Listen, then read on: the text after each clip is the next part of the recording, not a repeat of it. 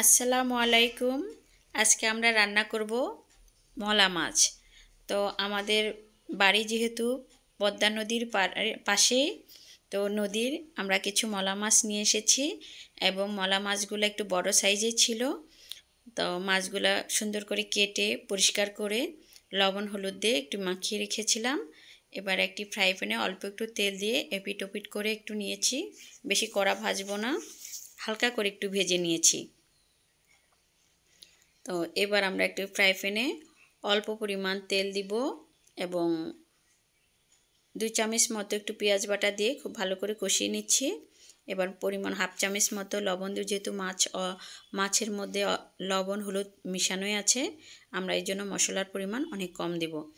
হালকা হাফ চামচ মরিচের গুঁড়া, হাফ চামচ হলুদের গুঁড়া দিয়ে খুব ভালো করে কষিয়ে নিব। হালকা একটু পানি দিব যেন মশলাটা কষে যায়, না পুড়ে যায়।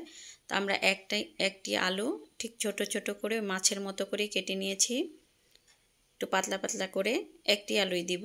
আমরা কয়েক টুকরা কাঁচামরিচও দিয়ে দিয়েছি। এবার আমরা আলুটা খুব ভালো করে কষিয়ে নিচ্ছি।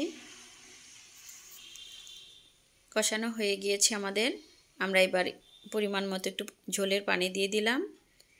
এই মাছ বেশি ঝোল হবে না, আবার একদম শুকনাও হবে না, সুন্দর একটা অল্প পরিমাণ একটু ঝোল হবে, যাতে ভাত মেখে খাওয়া যায় আর কি। তো আমরা ঢেকে দিয়েছি যে আলুটা সিদ্ধ হওয়ার জন্য। মিডিয়াম আঁচে রান্না করছি, দমকা জাল দিইনি। তো আমাদের আলুটা প্রায় সিদ্ধ হয়ে এসেছে। তা আমরা এবার মাছটা দিয়ে দিব। আমরা ওই হালকা করে ভেজে রাখা মাছটা দিয়ে দিয়েছি এবং হালকা করে নেড়ে পুরো ছাড়িয়ে দিব। বেশি নাড়া যাবে না, মাছ ভেঙে যেতে পারে। এই জন্য হালকা করে একটু আমরা মাছটা ছড়িয়ে দিব তরকারির মধ্যে। মাছটা দিয়ে দিলাম। আমাদের বেশিক্ষণ লাগবে না, খুব অল্প সময়ের মধ্যে হয়ে যাবে। আমি একটু ঢেকে দিয়েছি। আমাদের মাছটা প্রায় হয়ে গিয়েছে। এই যে ঝোলের পরিমাণ একদম ঠিক হয়ে আসছে, অনেক ঝোলও হবে না। তো আমরা এর মাঝে একটু জিরা বেটে নিচ্ছি, যে তাজা তাজা একদম মশলাটা। আগে আমাদের মাদের দেখতাম রান্না করতো বেটে বেটে সাথে সাথে, ওই রান্নাটার আমরাও আজকে চেষ্টা করেছি। তো আমরা একদম তাজা জিরা বাটা, হাফ চামচ জিরা বাটা দিয়ে দিয়েছি এবং নেড়ে দিয়ে আমাদের মাছ রান্নাটা প্রায় হয়ে গিয়েছে। এবং সুন্দর যেরকম রান্না করতে চেয়েছিলাম সেরকমই হয়েছে।